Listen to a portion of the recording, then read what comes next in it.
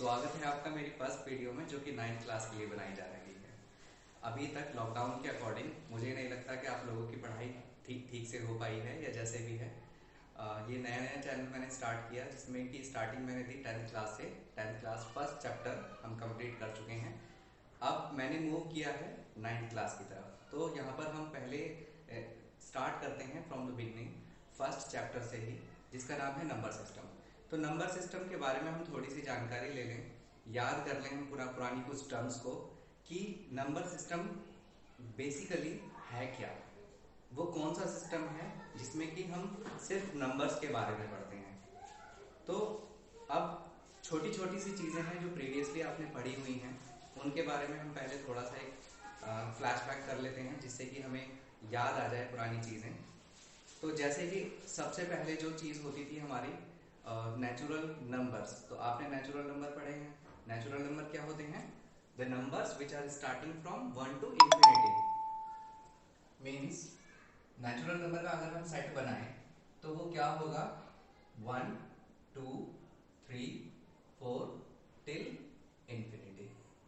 This is the set of natural number. उसके बाद आपने पढ़ा होल नंबर। होल नंबर भी आपको पता है। होल नंबर को हम डिनोट करते हैं किससे? It is denoted by W, and this is the set of 0 and all the natural numbers. Means you can say that 0 1 2 3 4 5 6 1 2 3 sorry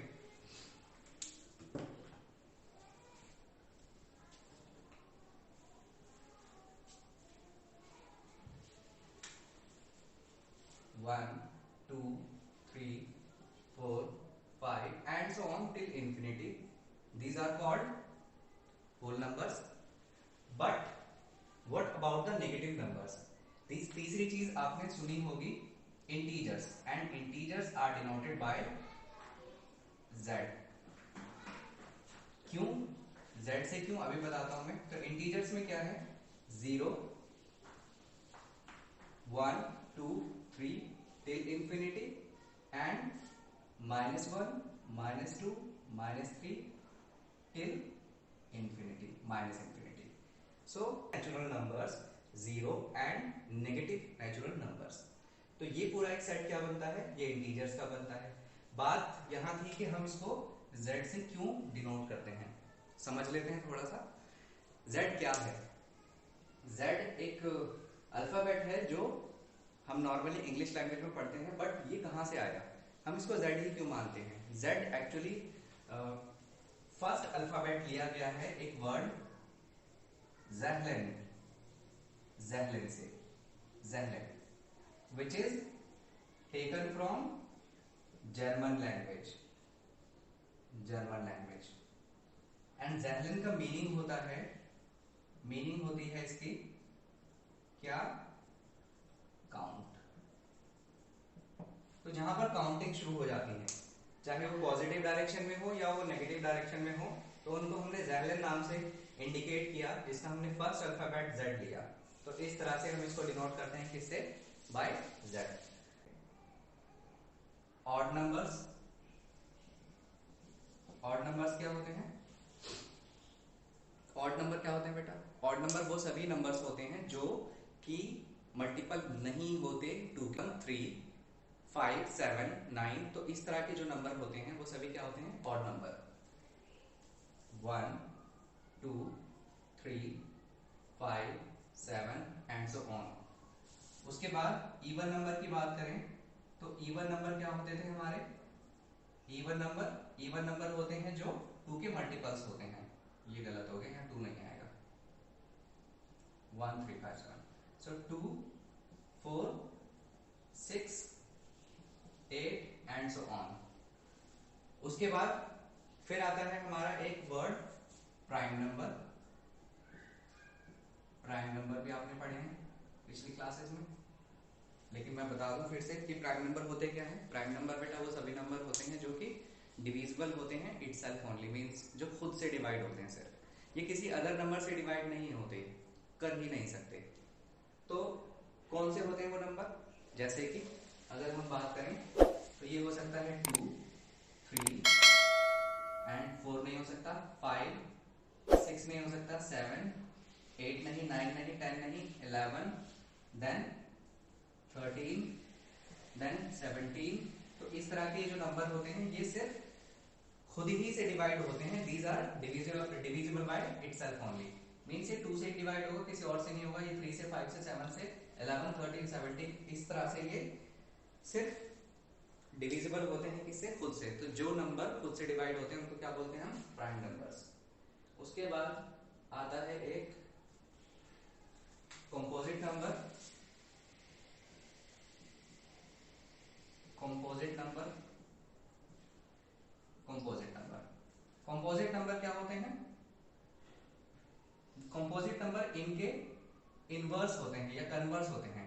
converse कैसे? मतलब ये वो नंबर थे जो खुद से डिवाइड होते थे, लेकिन कंपोजिट नंबर क्या होते हैं? जो खुद से भी डिवाइड हो जाते हैं और बाकी कुछ अलग नंबर से भी डिवाइड हो सकते हैं। जैसे कि अगर हम बात करें 4 की, तो 4 के एक ऐसा नंबर है जो 4 से तो डिवाइड होगा एंड 2 से भी डिवाइड हो जाएगा। बात करें हम 6 की, तो ये किससे हो सकता है? 2 से, 3 से एंड 6 से। बात करें हम 8 की, तो ये किससे हो सकता है? 2 से, 4 से एंड 8 से। अगर हम बात करें 10 की, तो 10 किससे हो सकता है? 2 से, 5 से या फिर 10 से। तो इस तरह से कंपोजिट नंबर क्या होते हैं? जो खुद से तो डिवाइड होते ही हैं और अपने अलावा वो दूसरे नंबर से भी डिवाइड हो सकते हैं। वो क्या कहलाते हैं? Composite numbers. और इसके बाद क्या होते हैं? याद करो। Yes, fractions. एक फ्रैक्शन रह जाता है हमारा। फ्रैक्शन क्या होते हैं? फ्रैक्शंस या फ्रैक्शनल नंबर भी बोल सकते हैं। फ्रैक्शंस क्या होते हैं? फ्रैक्शंस क्या होते हैं? जिसे हम न्यूमरेटर एंड डिनोमिनेटर वाली फॉर्म में लिख सकते हैं, वो सभी क्या होते हैं? फ्रैक्शंस होते हैं। तो फ्रैक्शन क्या है? एक थोड़ा सा लेंथी प्रोसेस है, इसको हम डिटेल में समझ लेते हैं। फ्रैक्शन को हमने फर्दर 2 पार्ट्स में डिवाइड कर दिया। किस तरह से? देखिए, एक होता है इसमें टर्मिनेटिंग एंड एक हो गया इसमें non terminating.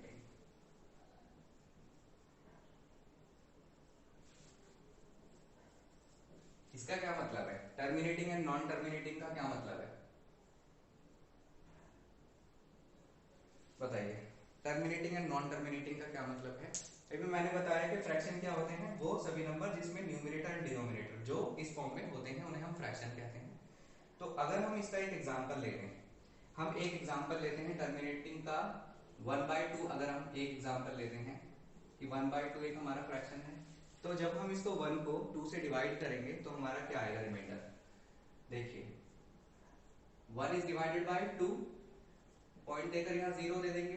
2 5 10 and reminder is 0। Means अब हमें आगे कुछ करने की जरूरत है ही नहीं, क्योंकि हमारा यहाँ फाइनल 0 हो गया। तो जो हमारा क्वेश्चन आया वो क्या हो गया? 0.5। 0.5।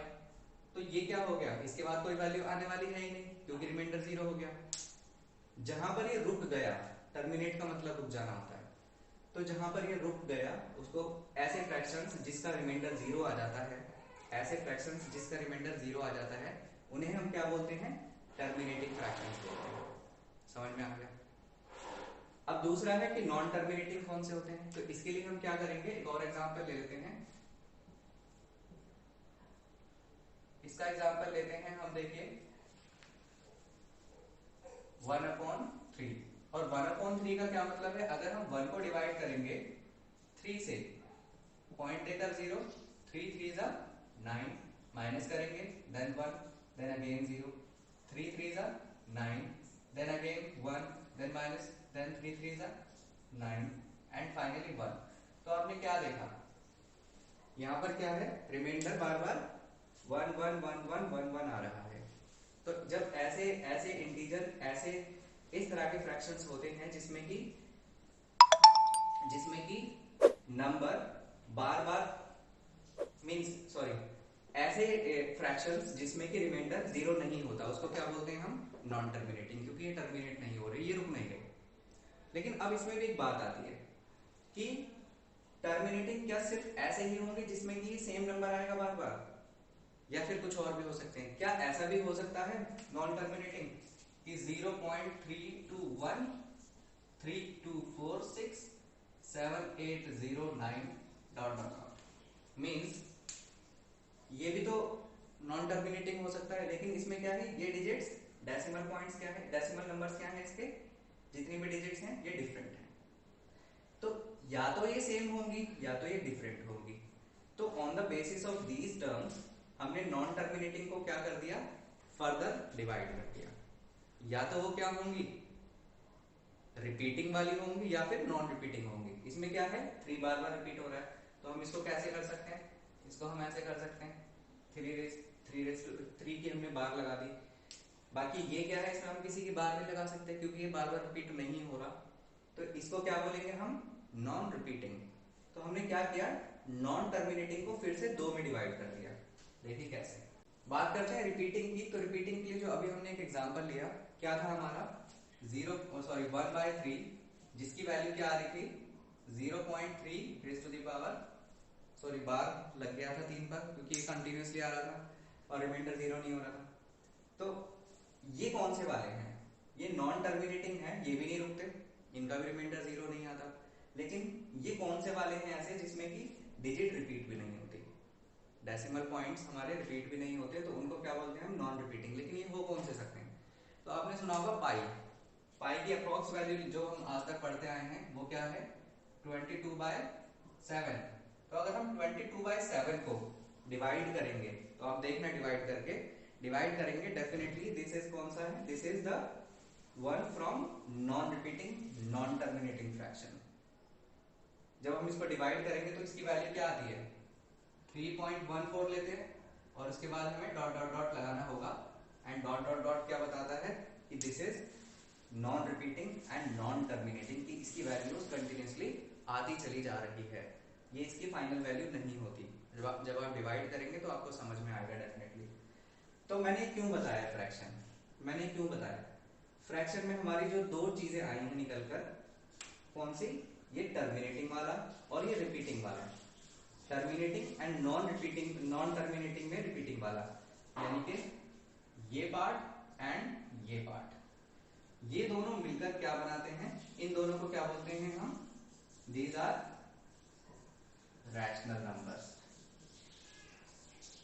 Rational numbers. और जो ये होता है नॉन टर्मिनेटिंग नॉन रिपीटिंग, जिसकी डेफिनेशन ये आ जाती है, इसको क्या बोलते हैं हम, इर्रेशनल नंबर।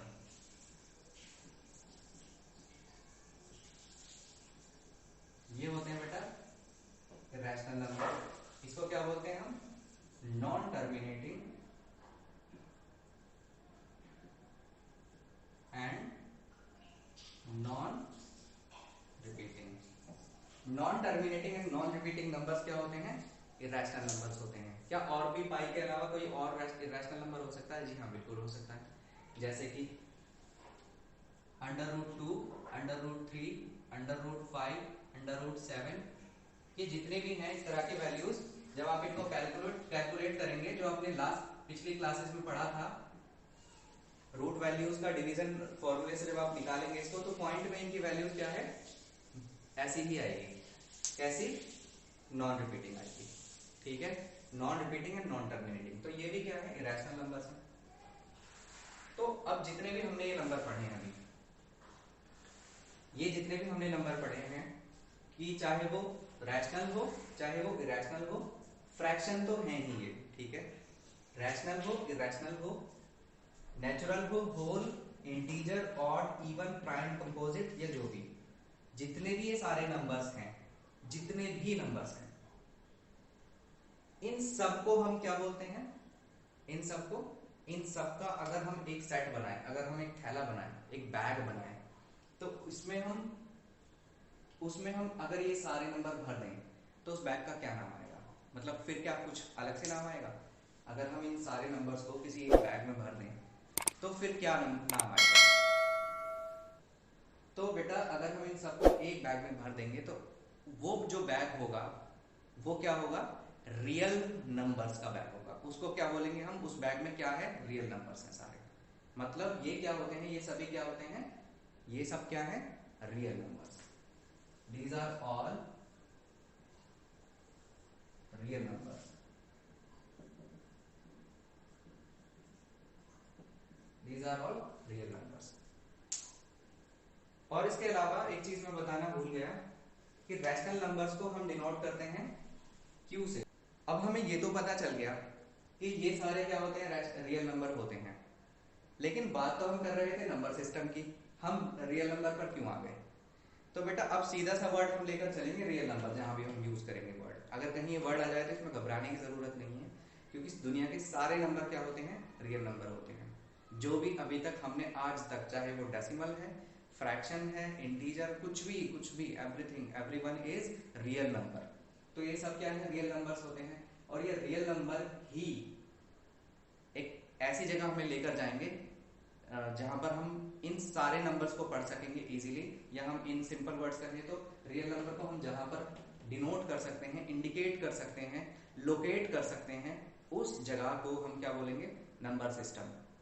नंबर सिस्टम समझ में आया, कुछ नहीं आया?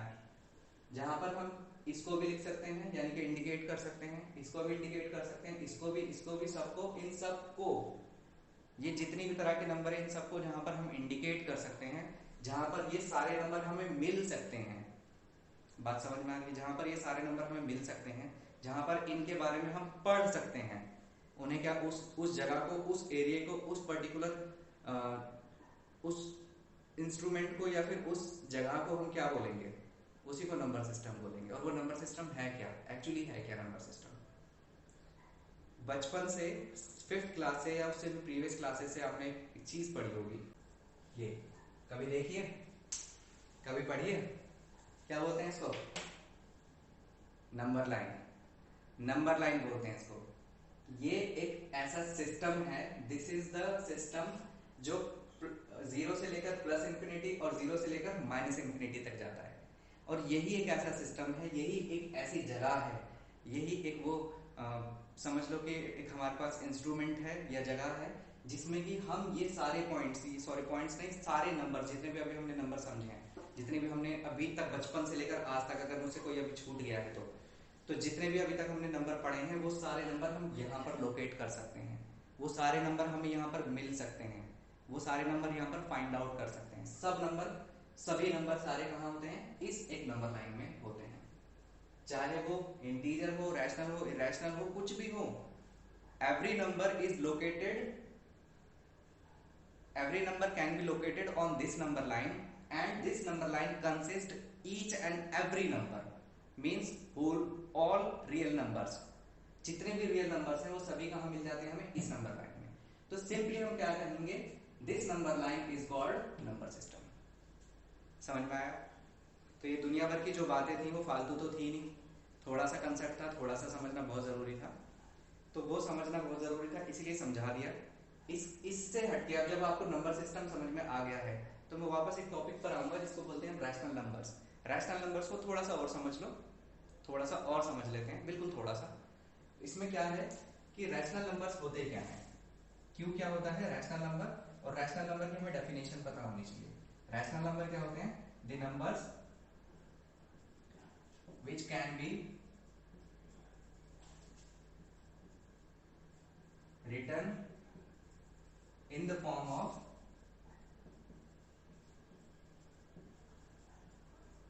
p by q, where q is not equal to 0, जहां पर q क्या है, 0 नहीं हो सकता। मतलब क्या है इसका, कि अगर हम कोई रैशनल नंबर लिखते हैं p बाय q की फॉर्म में, तो ये q कभी भी 0 नहीं होना चाहिए। क्यों? अगर p तो हमारा कुछ भी है, मान लीजिए 2 है, और अगर हमने 0 रख दिया, इट मीन्स नॉट डिफाइंड। ये एक ऐसी वैल्यू बन जाएगी जिसको आज तक किसी ने डिफाइन ही नहीं किया है, इसकी कोई मीनिंग नहीं है, कोई डेफिनेशन नहीं है, कोई परिभाषा नहीं है, कुछ नहीं है। अगर ये 0 किसी को डिवाइड कर देता है तो इट मीन्स कुछ नहीं पता किसी को क्या आंसर आने वाला है, ये अभी तक अपरिभाषित है। तो बस एक कंडीशन जो रैशनल नंबर में थी वो यही थी कि q कैन नॉट बी 0। उसके अलावा एक और चीज है, क्या है, उसके अलावा ये है कि ये p और ये q जो होंगे वो क्या होंगे आपस में, को प्राइम नंबर्स, को प्राइम नंबर। अब बात करते हैं कि अभी हमने जो नंबर समझे, उसमें हमने प्राइम नंबर भी समझा और कंपोजिट नंबर भी समझा, लेकिन ये कौन सा नंबर आ गया अलग से, को प्राइम नंबर, ये तो मैंने बताया ही नहीं। तो को प्राइम नंबर क्या है, को प्राइम नंबर बेटा एक नंबर का सेट होता है, टू नंबर्स का सेट, जिसका हाईएस्ट कॉमन फैक्टर 1 होना चाहिए। इसके अलावा अगर कुछ और है अदर तो हम उनको को प्राइम नहीं कहेंगे। अगर हाईएस्ट कॉमन फैक्टर 1 है, यानी कि HCF, लास्ट क्लासेस में आपने HCF के बारे में पढ़ा है, नहीं पढ़ा, थोड़ा सा एक फ्लैशबैक दे दूं। देखो अगर दो नंबर ले लें हम, मान लीजिए 10 एंड 12 है, तो 12 को हम कैसे प्राइम फैक्टराइजेशन करेंगे, 2 इंटू 3, और इसके क्या करेंगे हम 2 इंटू 5। तो इसमें हाईएस्ट कॉमन क्या चीज है, हाईएस्ट कॉमन क्या है, HCF क्या है इसका, 2 आ गया। तो जैसे इन दोनों का हाईएस्ट कॉमन फैक्टर 2 आ गया, तो ये क्या ये को प्राइम नंबर होंगे, बिल्कुल भी नहीं होंगे। क्यों, मैंने क्या कहा कि उनका HCF क्या होना चाहिए, 1 होना चाहिए, तो ये को प्राइम नहीं है। अगर मैं बात करूं 12 एंड 11 की, तो 12 क्या होगा, 2 इंटू 3, एंड 11 क्या होगा, 11 इंटू 1, इसको 1 भी ऐसे भी तो कर सकते हैं। तो अब इनका HCF यानी हाईएस्ट कॉमन फैक्टर क्या आ गया, 1, क्या आ गया, 1। तो यानी कि 11 एंड 12 ये क्या है, दीज आर द को प्राइम नंबर्स, को प्राइम नंबर्स।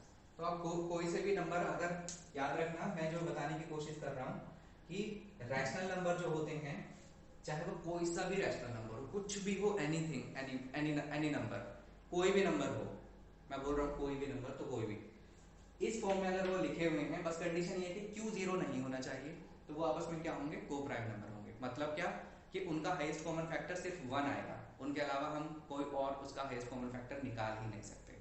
बात समझ में आ रही है। एग्जांपल ले लेते हैं, एक एग्जांपल लेकर समझते हैं इस चीज को। मान लो अगर हमने लिखा 12/10, तो अगर हम इसको सिंपलेस्ट फॉर्म में लिखेंगे तो क्या कितना आ जाएगा, 6/5 आ जाएगा। 5 एंड 6 का हाईएस्ट कॉमन फैक्टर 1 होगा, कुछ भी लिख लो। 13/17 लिख लो, ये तो दूर दूर के हो गए। तो 13 एंड 17 ये भी प्राइम नंबर है, ये भी प्राइम नंबर है। प्राइम नंबर ना तो इसके फैक्टर हो सकते ना इसके फैक्टर हो सकते, तो इनका भी क्या हो जाएगा, कॉमन फैक्टर 1 हो जाएगा, इसलिए ये भी क्या हो जाएंगे, को प्राइम नंबर। मैं कह रहा हूं कि आप ना कोई भी नंबर, बड़े से बड़ा, छोटे से छोटा, इस फॉर्म में रख कर देखना, उन दोनों का हाईएस्ट कॉमन फैक्टर हमेशा 1 आएगा। नहीं आएगा तो वो रैशनल नंबर ही नहीं होगा। और मैं कहता हूं कि ऐसा कोई नंबर ही नहीं है जो रैशनल नहीं है, सारे नंबर रैशनल है, बस इनको छोड़कर, इरैशनल को छोड़कर, जो कि नॉन रिपीटिंग और नॉन टर्मिनेटिंग होते हैं। ठीक है, बस इतना समझना काफी है आज के लिए। और ये हमारे चैप्टर फर्स्ट का इंट्रोडक्शन था। होप सो के समझ में आया होगा। क्यों समझाया ये सारी चीजें, क्योंकि आने वाले एक्सरसाइजेस में जितने भी क्वेश्चंस हैं हम इन्हीं के ऊपर बेस्ड करेंगे। सारे क्वेश्चंस इन्हीं चीजों के ऊपर बेस्ड होंगे। दो रैशनल नंबर के बीच में एक रैशनल नंबर निकालो, दो रैशनल नंबर के बीच में 4 इरैशनल नंबर निकालो, ढूंढो, नंबर लाइन पर लोकेट करो, ये कहाँ है वो कहाँ है, ये सारी चीजें हम उसी में पढ़ेंगे अगले एक्सरसाइजेस में। So thank you so much, thanks for watching and keep watching, bye bye.